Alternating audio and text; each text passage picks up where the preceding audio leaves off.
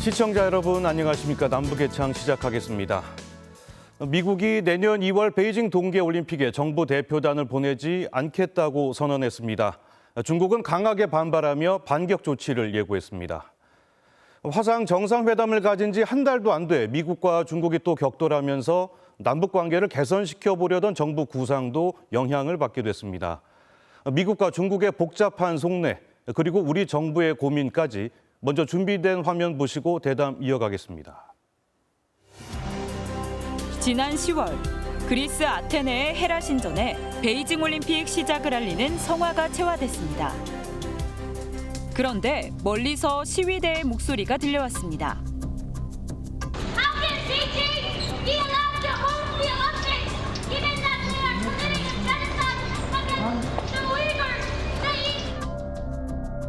인권 운동가들은 학살 경기를 금지하라는 현수막을 들고 베이징 올림픽을 멈추라고 요구했습니다. 그로부터 약 2달 뒤 미국은 중국의 인권 상황을 이유로 베이징 올림픽에 정부 대표단을 보내지 않겠다고 공식 발표했습니다. The Biden administration will not send any diplomatic or official representation to the Beijing 2022 Winter Olympics and Paralympic Games, given the PRC's ongoing genocide and crimes against humanity in Xinjiang and other human rights abuses. 미중 화상 정상회담에서 신장과 티벳, 홍콩 인권 문제를 두고 치열한 공방을 벌인 지 한 달도 안 돼 미국이 경고를 실행한 겁니다. 미국의 보이콧 선언에 대해 중국은 미국이 저지른 원주민 탄압부터 돌아보라고 목소리를 높였습니다. 中方对美方表态强烈不满，坚决反对，已向美方提出严正交涉，并将作出坚决反制。 중국 당국은 결연한 반격 조치가 뭔지는 구체적으로 밝히지 않았습니다. 당장 바이든 대통령이 요청해 중국이 수용한 전략 비축유 방출에 협조하지 않을 가능성이 있습니다. 이란 핵 문제 등에서 중국이 미국과의 협력을 거부할 수도 있습니다. 중국이 주최하는 행사에 적극적으로 참여한다라고 하는 모습을 보여주는 것이 상당히 중요한데 중국 인민들에게 그런 모습을 보여주지 없다라고 하는 것은 다시 한번 이제 시진핑 체제의 어떤 정당성이라고 하든지 지지율의 회복을 좀 얻기 어려운 그런 환경을 만드는데 문제가 될 수 있기 때문에 백악관의 보이콧 발표 이후 뉴질랜드와 호주, 영국과 캐나다도 외교적 보이콧을 공식 선언했습니다. 아시아에선 일본이 미국발 보이콧에 동참하는 방안을 검토 중인 것으로 전해졌습니다. 미중 양국이 외교적 보이콧을 놓고 충돌하면서 당장 우리 정부의 부담이 커졌습니다. 베이징 올림픽을 한반도 평화 진전의 계기로 삼으려던 구상에도 차질이 예상되는데요. 청와대는 외교적 보이콧은 검토하고 있지 않다면서도 아직 결정된 바 없다는 신중한 입장을 보였습니다. 1980년 당시 지미 카터 미국 대통령은 소련의 아프가니스탄 침공에 반발해 모스크바 올림픽에 선수단을 출전시키지 않았습니다. 여기에 동조해 우리나라와 서독, 일본 등 약 60여 개 나라가 무더기 불참하면서 모스크바 올림픽은 반쪽짜리로 치러졌습니다. That its continued aggressive actions will endanger both the participation of athletes and the travel to Moscow by spectators who would normally wish to attend the Olympic Games. 4년 뒤 미국 LA에서 열린 올림픽엔 반대로 소련이 보이콧을 선언했습니다. 북한과 동독, 베트남 등 20여 개 공산권 국가들이 소련이 주도하는 보이콧에 동참했습니다. 1988년 서울 올림픽 때는 북한과 쿠바 등 7개 나라가 참가를 포기하기도 했습니다. 북한은 오늘 조선 올림픽위원회 명의로 성명을 발표하고 남조선이 단독으로 개최하는 올림픽 경기에는 참가하지 않을 것이며 올림픽 헌장에는 스포츠의 정치적 이용이 금지돼 있지만 그동안의 올림픽은 사실상 정치적 중립지대가 아니었습니다. 미국의 이번 보이콧 발표는 바이든 대통령이 주재하는 민주주의 정상회의를 앞두고 나왔습니다. 미국은 중국과 러시아를 빼고 타이완을 초청하면서 이번 정상회의를 민주주의 국가들의 연합체로 내세웠습니다. 최근에 확대되고 있는 그런 권위주의의 확대라고 하든지 이런 부분들에서 단합된 모습을 보여주는 것이 상당히 중요한데 그런 거에 이제 좀 더 민주주의 국가들 결집시켜야 될 필요성이 있었겠죠. 앞서 미 국무부는 올림픽 보이콧 결정은 각 나라의 주권 사항이라면서도 우회적으로 동참을 압박했습니다. Good afternoon. We fully expect that other countries will announce their decision in the coming days and weeks. The games are a few months away now, so I expect we'll be hearing more from other countries. 중국도 발빠르게 움직였습니다. 최근 한국 영화 오문희가 중국에서 상영되기 시작했습니다. 한한령 이후 6년 만에 중국이 한국과의 문화 교류를 늘리려는 움직임을 보인 겁니다. 중국은 우리의 최대 무역 대상국이고 또 무엇보다도 북한 핵 문제를 풀어가는 데 있어서 중국의 도움과 역할이 필요하기 때문에 우리가 일방적으로 미국과 동조를 맞추면서 베이징 동계올림픽을 보이콧하기는 힘든 상황이라고 보여집니다. 실제로 우리 정부는 미국발 보이콧 움직임에 적잖게 고심하는 분위기입니다. 청와대는 처음엔 특별히 언급할 사항이 없다고 했습니다. 하지만 지난 8일 청와대 고위 관계자는 우리 정부는 현재 내년 베이징 올림픽 보이콧을 검토하고 있지 않다면서도 정부의 참석과 관련해 결정된 바가 없다고 말했습니다. 최종건 외교부 제1차관은 동북아 릴레이 올림픽의 의미를 강조하며 직전 올림픽 주최국의 역할을 하겠다고 한 발 나아간 입장을 밝혔습니다. 정부의 이런 분위기는 베이징 올림픽을 전후로 남북 관계를 개선시켜보려던 구상과 무관치 않아 보입니다. 베이징 올림픽하고 종전선언이 반드시 서로 불가분의 관계로 연결되는 걸로 이렇게 해석하고 접근할 필요는 저는 없다 이렇게 생각합니다. 더 큰 문제는 우리 정부가 미국과 중국 두 나라 사이에서 계속 선택을 강요받을 수 있다는 점입니다. 미국의 입장에서는 가치 외교라고 하는 것이 지금 끝나는 게 아니라 아마 바이든 행정부가 지속되는 한 계속 나올 이슈이기 때문에 어느 순간에 있어서는 우리나라도 그런 인권 외교나 민주주의 확장에 대해서 입장을 밝혀야 될 시점이 올 거라고 생각됩니다. 네, 그럼 여기서 우리 정부는 어떤 선택을 해야 되는지 전문가와 함께 한 발 더 들어가 보겠습니다. 아산정책연구원의 차두연 수석연구위원님 모셨습니다. 안녕하십니까? 네, 안녕하십니까? 그 중국 입장에서는 지금 미국이 뭐 잔칫날에 재 뿌리는 거 아니냐 이렇게 네. 생각을 하고 있는 것 같은데 네네. 그 미국이 이번에 외교적 보이콧 선언한 진짜 속내 뭐라고 보십니까? 일단 이게 뭐 전면 보이콧이 아니기 때문에 네. 뭐 죄를 뿌렸다기보다 아마 잔칫날 가서 음식 타박하는 수준의 걸 거예요. 네. 뭐 이번 이 올림픽 외교적 보이콧의 이 이유도 사실은 중국의 인권 탄압 문제가 해결이 안 되고 있다라는 거란 말이에요. 이런 조치를 통해서 결국은 이제 이 바이든 행정부의 미국이 그 앞에 있던 트럼프 행정부와는 달리 자유주의적인 세계 질서를 재건하는 중심에 쓰겠다. 그리고 네. 그런 이 미국의 그 가치와 슬로건을 다른 우방국들에게 이 상징적으로 보여주고자 하는 측면이 분명히 있는 거죠. 네. 이렇게 지금 미중 갈등이 이제 격화되면서 이제 뭐 미국과 중국 입장에서는 이 남북 관계는 한반도 문제는 좀 이렇게 후순위로 종속 변수로 좀 밀려나는 게 아니냐 이런 우려도 있는데 뭐 남북 관계에는 지금 어떤 영향이 있을 거라고 보십니까? 네, 이게 지금 별로 좋은 여건은 아니에요. 네. 왜냐하면 두 가지 측면인데요. 첫 번째가 이 한반도 문제 해결들, 그러니까 이제 비핵화라든가 아니면은 이 남북 관계 개선이라든가 교류 협력 같은 문제들에 대해서 네. 미국이나 중국 같은 국가들이 사실은 여기에 대해서 충분한 공감대를 가지고 이 동참을 해줘야 된단 말이에요.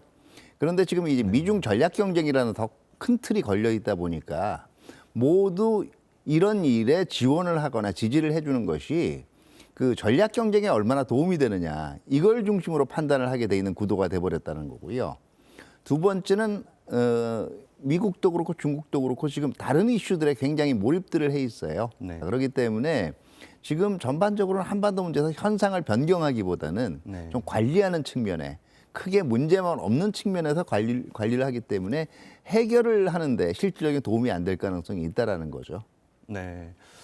그러면 지금 이제 그 2달 뒤에 당장 우리가 뭐 베이징 올림픽에 네네. 뭐 정부 대표단을 좀 보내야 되느냐 말아야 되느냐 좀 결정을 해야 되는데 네. 그 미국과 중국은 계속 좀 무언의 압박을 보내고 있는 상황인데 네.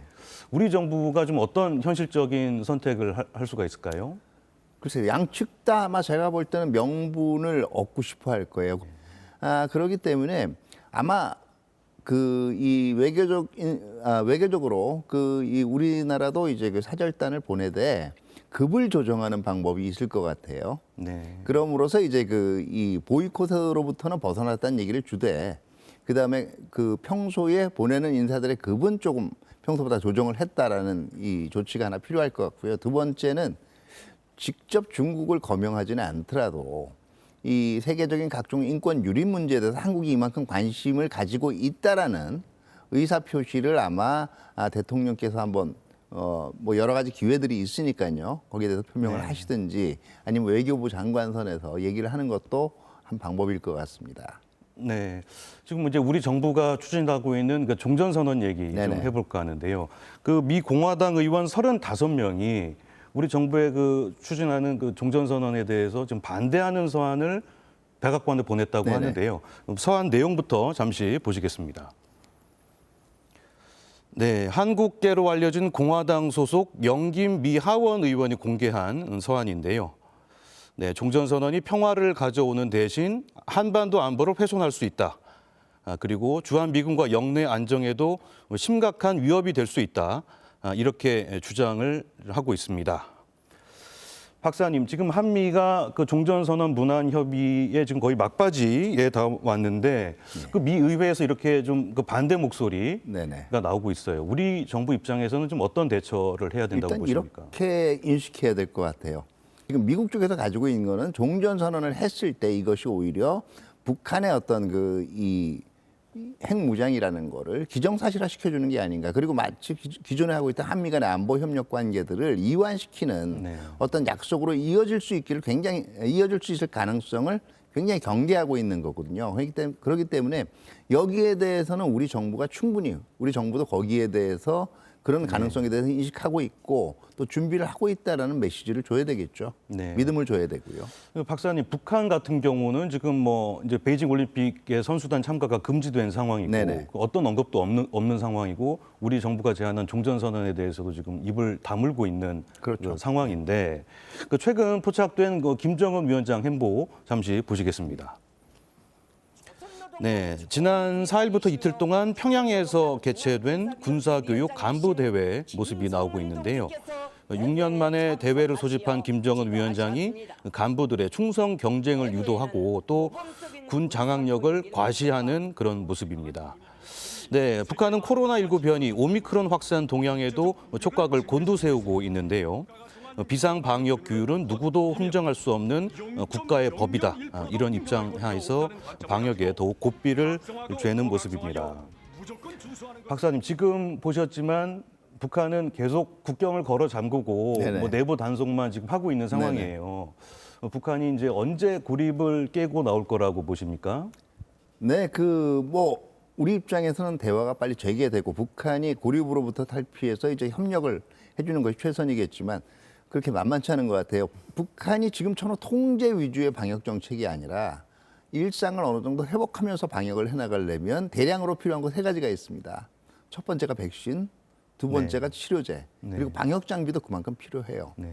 이 시기가 아마 북한이 이제 대외적으로 그리고 남북한 차원에서도 그 보건이라든가 방역 협력에 관심을 표명하는 때가 될 것 같고요.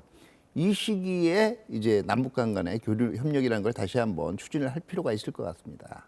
네, 박사님 말씀 오늘 여기까지만 듣겠습니다. 예, 오늘 나와주셔서 감사합니다. 네, 감사합니다.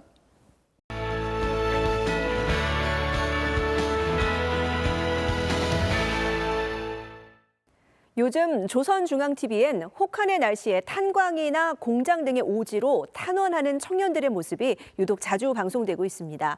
탄원이라는 말은 북한에서 힘든 작업에 스스로 지원한다는 뜻으로 쓰이는데요.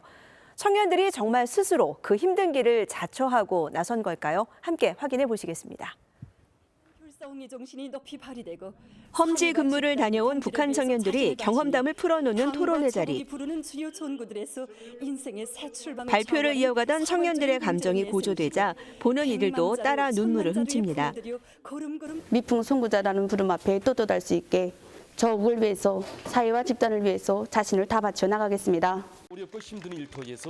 친구와 가족들의 배웅을 받으며 험지로 떠나는 북한 청년들. 조선중앙TV는 한 명 한 명의 이름과 얼굴을 자랑스럽게 소개합니다. 발전소 노동자로 일해왔던 20살의 김희정 씨는 최근 평양의 한 탄광으로 자원했는데요.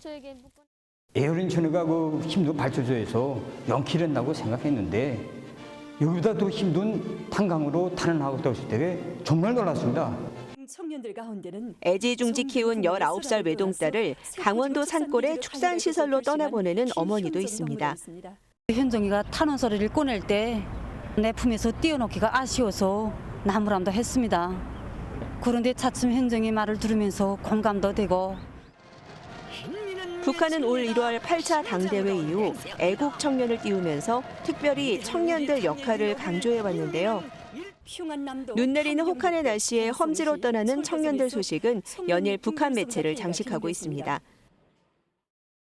너도 나도 오지로 떠나는 모습에 탄원을 독려하는 노래까지 북한 매체를 통해 공개됐는데요. 같이 가자요, 같이 가자요. 우리 서로 진실한 봇대요. 국가경제발전 5개년 계획의 첫 해를 마무리하는 연말이 다가오면서 북한은 노동력을 끌어모으기 위해 청년들을 더욱 선동하는 것으로 보입니다. 김정은 위원장이 가장 좋아하는 스포츠 종목을 꼽으라면 아마도 농구일 텐데요. 스위스 유학 시절에도 마이클 조던의 플레이를 따라하면서 농구를 즐겼다고 하죠. 그래서인지 최근 조선중앙TV가 특히 어린이들 건강 발육에 좋다면서 농구를 집중 조명하고 있습니다. 이 내용 함께 보시겠습니다. 알람을 듣더니 얼른 연필을 내려놓는 여자 어린이. 스트레칭을 하면서 몸을 풀기 시작하는데요. 조선중앙TV의 이 프로그램은 학생들이 오랫동안 앉아서 공부를 한 뒤엔 꼭 운동을 해야 한다고 조언합니다. 여기선 활력을 불어넣어주며 스트레스를 해소시켜주는 데서 아주 좋습니다. 특히 롱구는 다양한 스포츠 종목 중에서 특별히 추천하는 건 바로 농구인데요. 이 프로그램은 먼저 경기 중에 달리거나 공을 던지면서 몸을 활발하게 움직이기 때문에 농구가 체력을 튼튼하게 할 수 있다고 강조합니다. 또 성장 발육에도 도움을 주기 때문에 농구를 열심히 하면 5년 동안 키가 10cm나 자란다고 하는데요. 지난달 북한 어머니날에 방송된 유명 여배우 리수경 씨의 소개 편집물. 이 영상에도 어머니를 따라 배우를 꿈꾸는 13살 딸이 농구로 체력을 키우는 모습이 나왔습니다. 북한 매체가 이렇게 농구를 집중 조명하는 건 농구 마니아인 김정은 위원장과 관련이 있어 보이는데요.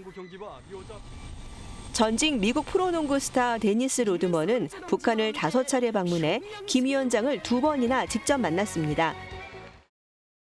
데니스 로드맨이 좋은 계절에 버스로 우리나라를 또다시 방문한 데 대하여 열렬히 환영하시고 그가 아무 때든 찾아와 휴식도 하면서 즐거운 나날을 보내라고 말씀하셨습니다.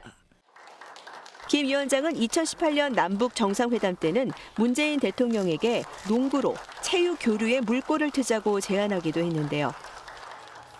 축구, 마라톤과 함께 북한에서 대표 스포츠로 육성되고 있는 농구의 위상이 드러난 대목이었습니다. 지금까지 요즘 북한은이었습니다.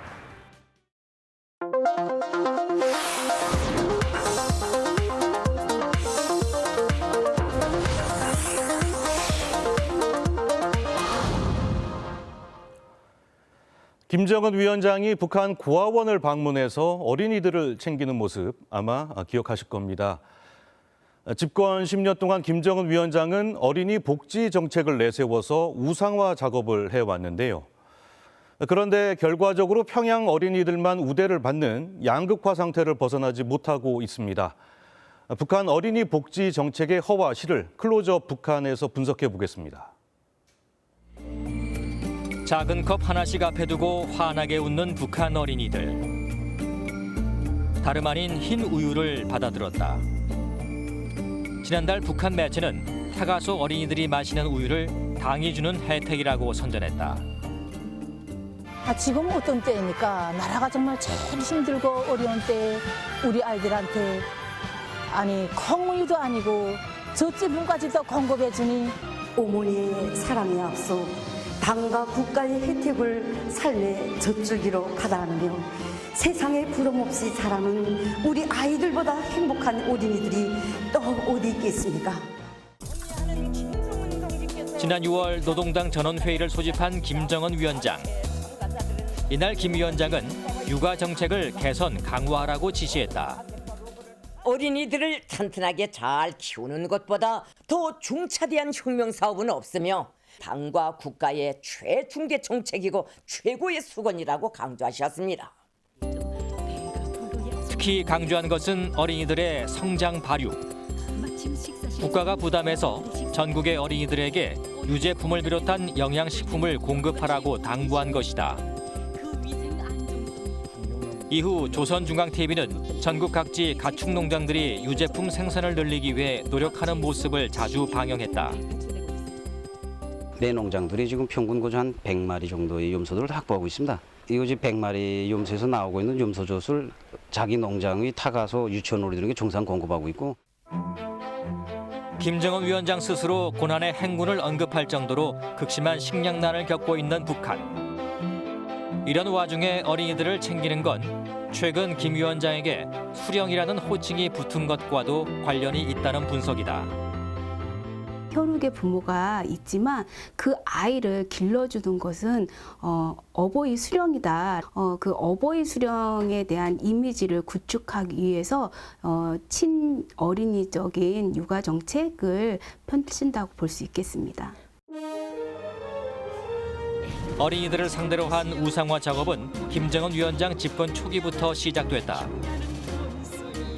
우리의 고아원에 해당하는 애육원을 찾아가 어린이들의 재롱을 흐뭇한 표정으로 바라보는 김 위원장.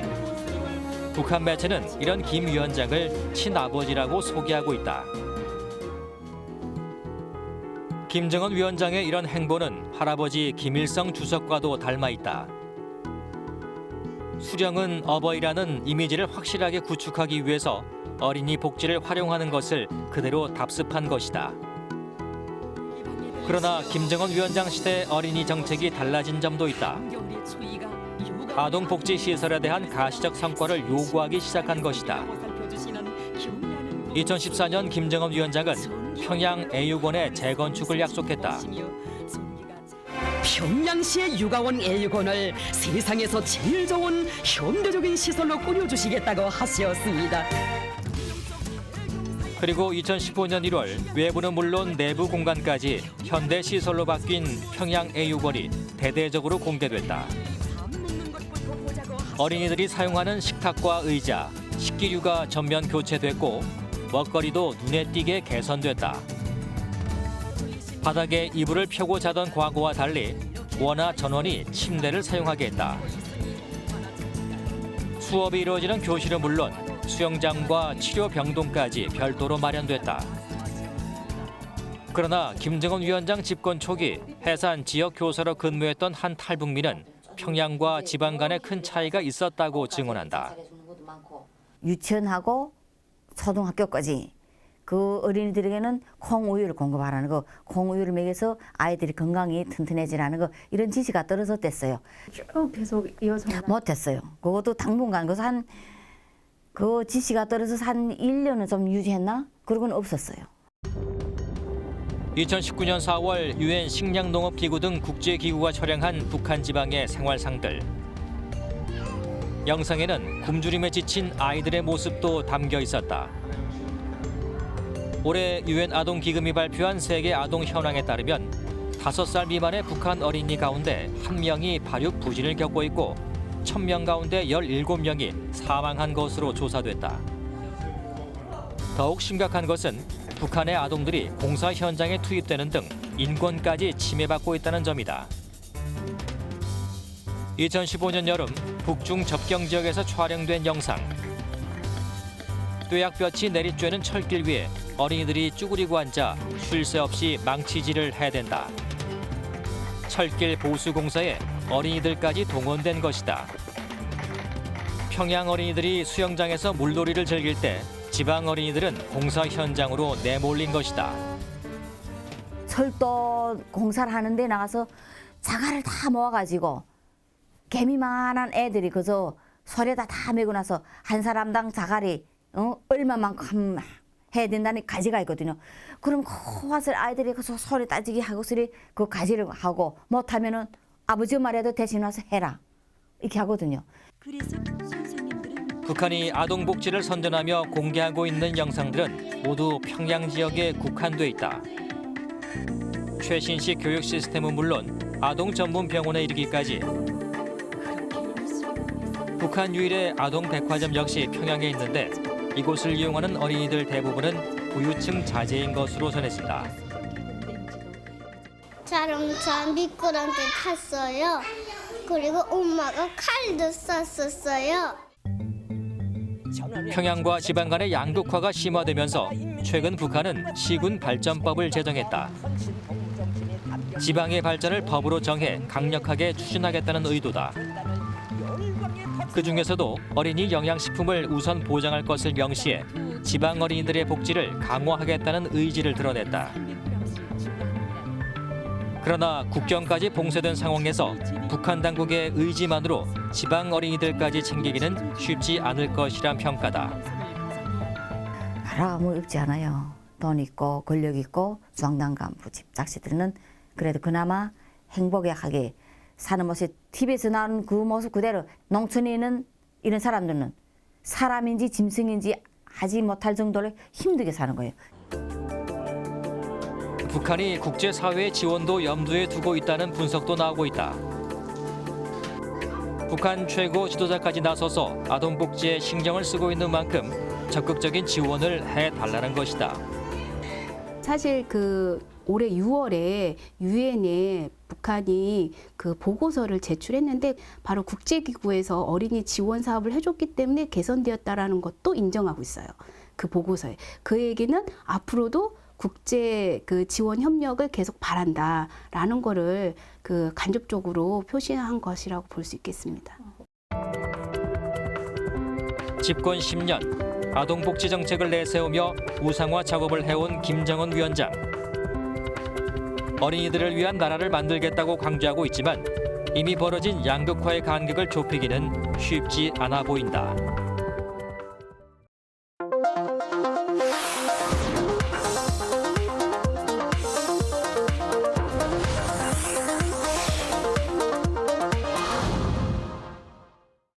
겨울철 진객이라고 불리는 두루미가 우리나라를 찾아왔습니다. 천연기념물인 두루미는 아주 성스럽게 여겨졌던 동물인데요.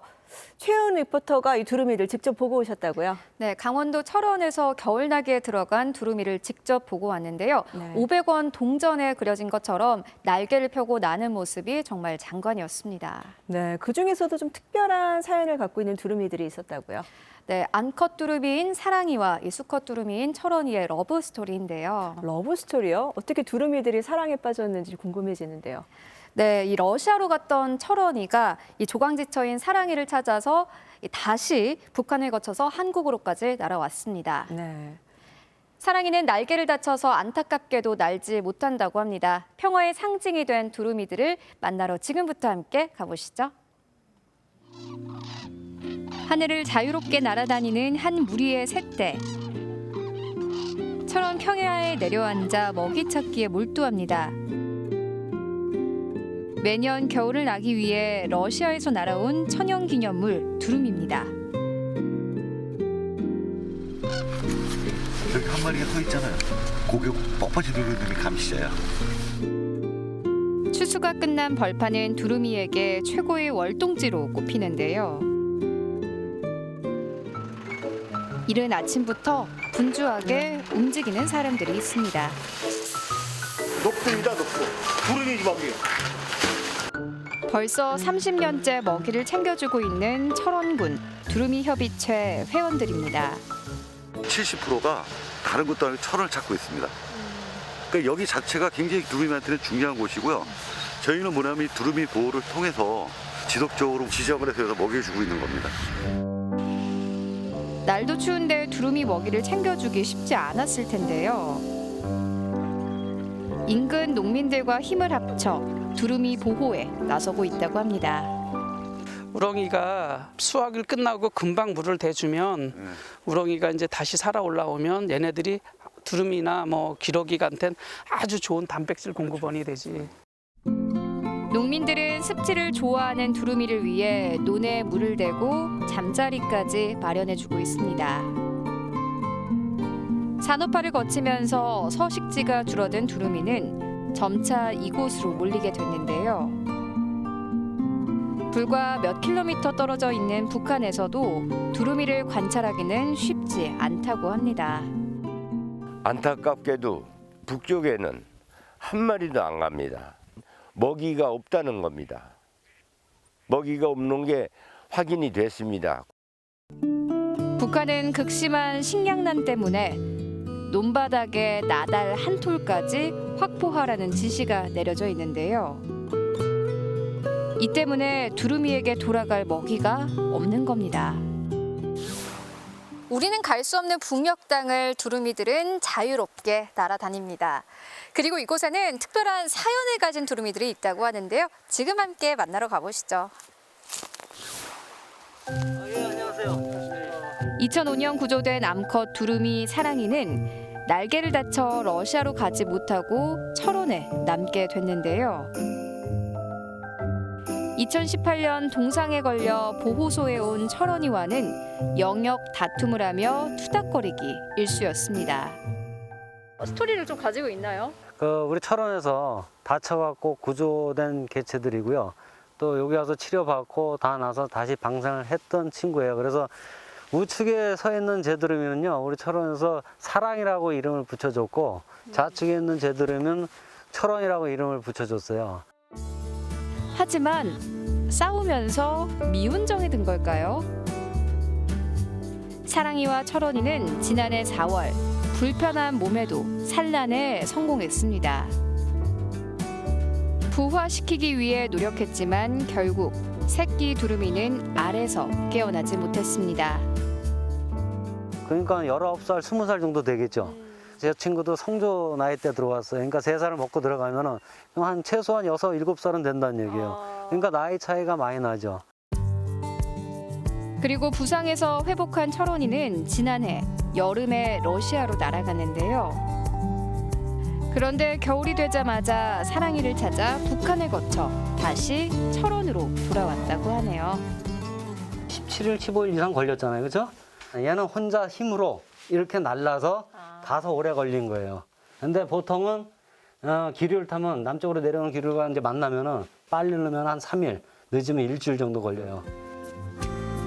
남과 북을 가로지르는 철책은 두루미 커플에겐 아무런 문제가 되지 않았습니다. 어렵게 다시 만난 사랑이와 철원이는 올 여름은 철원에서 함께 보냈다고 하네요. 자유롭게 왔다 갔다 하는 거 보면 우리도 자유롭게 왔다 갔다 했으면 그런 바람이 있죠. 왜냐면 얘네들은 뭐 철책이라는 게 여기 가려져 있어도 자유롭게 갔다가 왔다가 하니까. 전 세계 15종의 두루미 가운데 이 7종의 두루미가 철원에서 겨울을 난다고 합니다. 최근에는 이런 두루미를 관찰할 수 있는 탐정 코스가 재개장되면서 전쟁의 상흔이 남아있는 철원에 평화의 희망이 다시 피어나고 있습니다. 최근 철원에는 두루미 보호를 위한 국제센터가 문을 열었습니다. 한반도 두루미 서식지를 확대하기 위해선 북한의 참여가 절실하다고 하는데요. 국제적인 학자들이 북한에 들어가서 이제 흰두루미에 관련된 개체수 조사도 한 사례들이 있습니다. 근데 최근 몇 년 사이에 남북의 여러 가지 문제들이 단절이 되면서 그런 어떤 활동들이 구체화되고 있지 못한 것 같습니다, 지금. 국제 단체를 통해 북한의 두루미 먹이를 지원하려고 했지만 코로나19로 인해 이루어지지 못했습니다. 대신 탐조 관광이 재개되면서 남과 북을 자유롭게 오가는 두루미를 가까이에서 볼 수 있게 됐는데요. 두루미다. 아니 멀리서 볼 때는 두루미가 몇 마리 없네 이렇게 생각했는데 잿빛 나는 게 네. 제두루미고요. 흰색으로 나오는 게 이제 두루미라고 얘기하거든요. 단정항이라고 하는 거예요. 그렇구나. 북한에서 저 단정항을 흰두루미라고 얘기해요. 분단의 70년 세월 동안 이제 비무장지대는 두루미에게 없어서는 안 될 월동지가 됐는데요. 평화를 상징하는 두루미들이 전쟁의 상흔까지 치유할 수 있기를 바랍니다. 지난 6개월 동안 남북관계 격변의 순간들을 짚어봤던 남북의 썰이 초코파이 열풍불은 개성공단 편을 끝으로 새 단장에 들어갑니다. 주요 영상 보시고 곧 선보일 시즌2도 좀 사랑해 주시길 부탁드리겠습니다. 잠시 보시겠습니다. 개성공단 어떻게 제일 처음 시작이 된 건가요? 2000년 1차 남북 정상회담 때부터 시작을 했어요. 정부, 그다음에 민간, 또 북한 이렇게 이제 삼박자가 서로 맞아서 이제 이렇게 개성공단이 출발을 하게 됐죠. 국내에 관심 있고 능력 있는 모든 기업들이 참여할 수 있는 사업으로 추진될 것입니다. 우수한 노동력을 저임으로 활용할 수 있다라는 게 가장 큰 장점이고 여러 가지가 이제 기업들에게 도움이 되는 거죠. 개성공단 통해서 초코파이가 그렇게 북한에서 인기를 얻었다면서요? 그렇죠. 그리고 조금 여유가 있으면 그걸 또 소위 장마당에 가서 또 판매도 하고 그랬다라고 합니다. 개성공단 가동이 전면 중단되게 됩니다. 이제 우리 정부는 더 이상 개성공단 자금이 북한의 핵과 미사일 개발에 이용되는 것을 막고 우리 기업들이 희생되지 않도록 하기 위해 개성공단을 전면 중단하기로 하였습니다. 다시 재가동될 수 있을까요? 충분히 재가동될 수 있다라고 생각합니다. 핵 문제에 대한 그런 그 논의가 시작이 되고 이제 우리도 그런 방향에서 좀 노력도 하고 또 좀 국제사회에 대한 그 설득도 이제 필요하지 않나 싶습니다.